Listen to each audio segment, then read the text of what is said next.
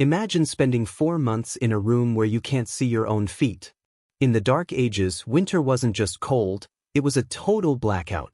A father crouches in the center of a windowless stone hut, tossing a block of wet peat onto a low fire.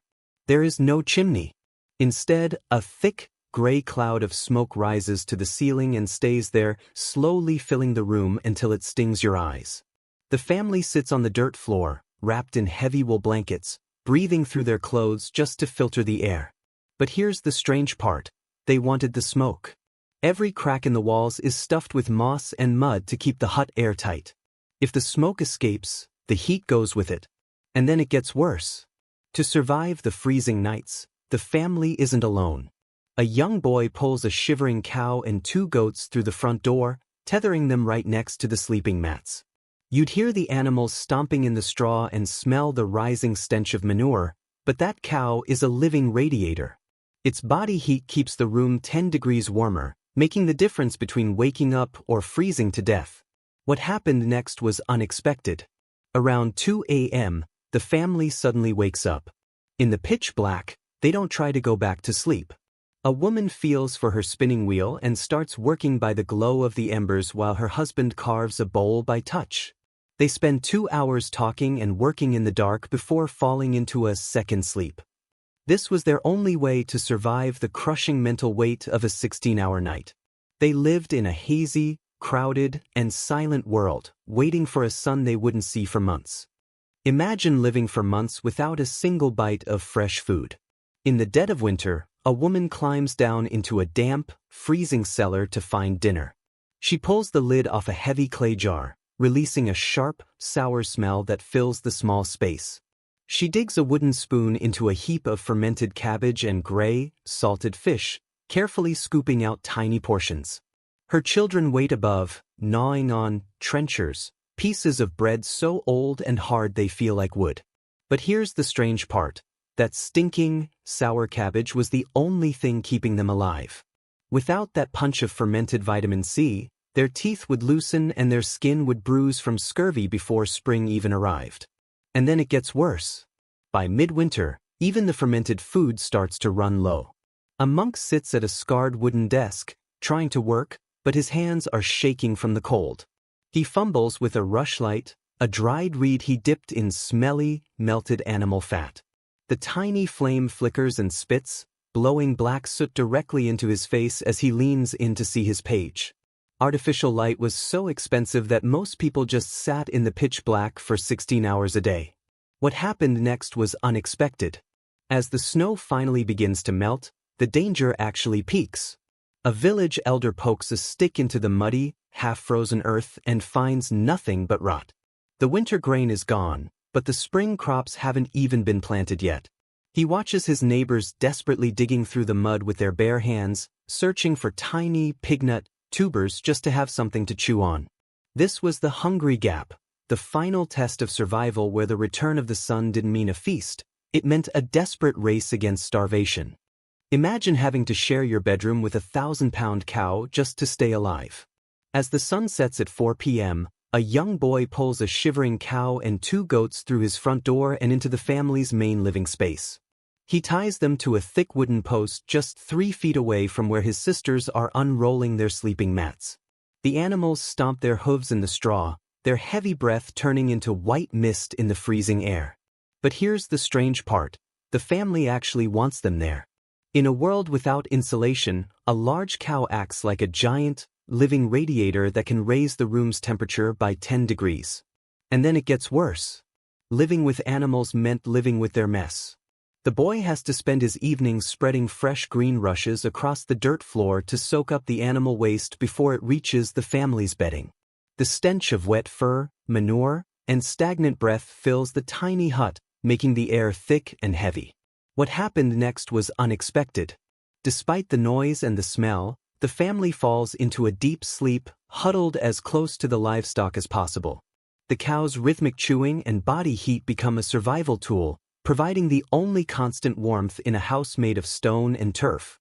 In the Dark Ages, a smelly barn wasn't a sign of poverty, it was the highest form of winter technology. Without the heat from those animals, most families simply wouldn't wake up the next morning. Imagine trying to read a book using nothing but a piece of burning kitchen trash. In a world where the sun vanished by mid-afternoon, a monk sits at a scarred wooden desk, his fingers shaking as he tries to stay productive. He isn't using a wax candle, those were for the rich. Instead, he holds a rushlight, a simple dried reed he dipped into a bowl of leftover, rancid animal fat. He strikes a spark, and the tiny flame sputters to life, casting a weak, greasy glow over the parchment. But here's the strange part. The light only illuminates a few inches. To see the letters, the monk has to lean so close that the flickering flame almost singes his beard. And then it gets worse. As the fat burns, it releases a thick, oily black smoke that smells like a rotting grill. The monk constantly scrapes the charred tip of the reed to keep it from dying out, getting sticky black soot all over his palms and forehead.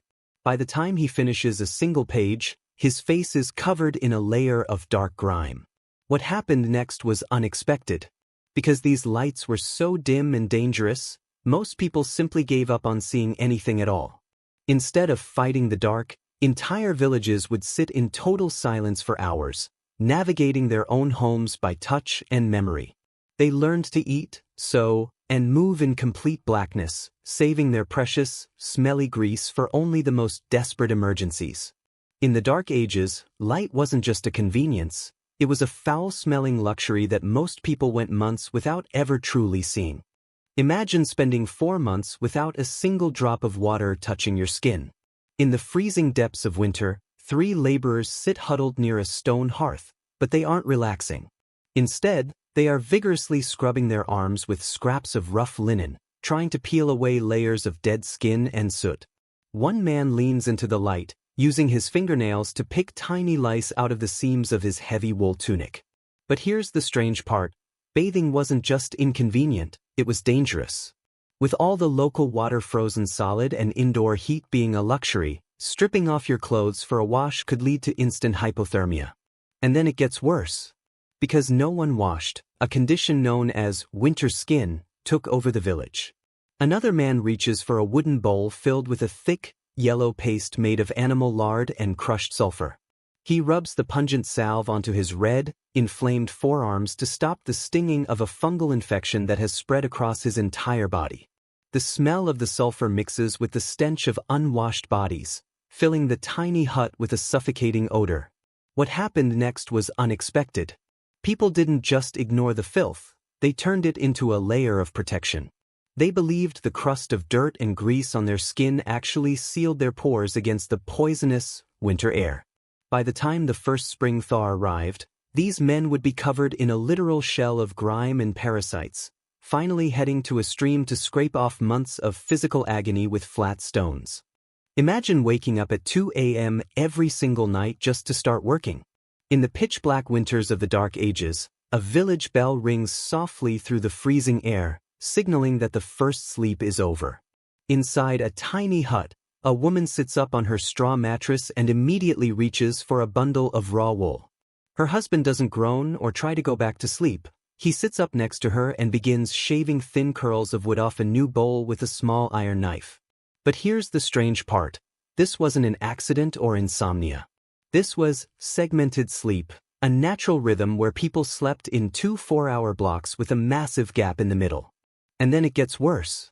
Because they had no light, these people spent their midnight hours moving like ghosts in the dark. A man stands up and wraps a heavy cloak around his shoulders, stepping out into the snow to walk 3 doors down to his neighbor's house. They sit together in the dim glow of dying embers, whispering about the spring thaw or reciting prayers they've memorized by heart.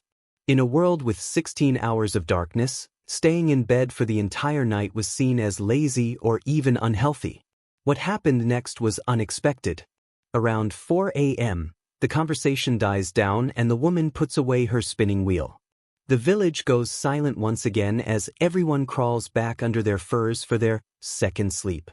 This midnight wake-up was the only thing that kept them from losing their minds during the endless winter.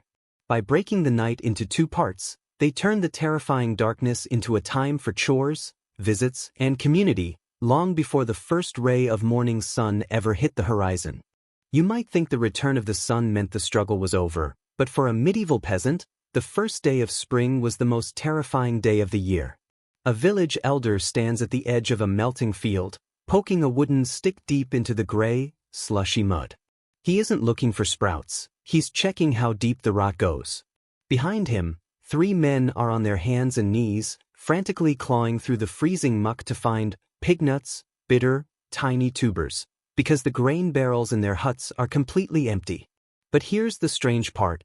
Even though the ice was melting, the village was actually closer to death than it was in December.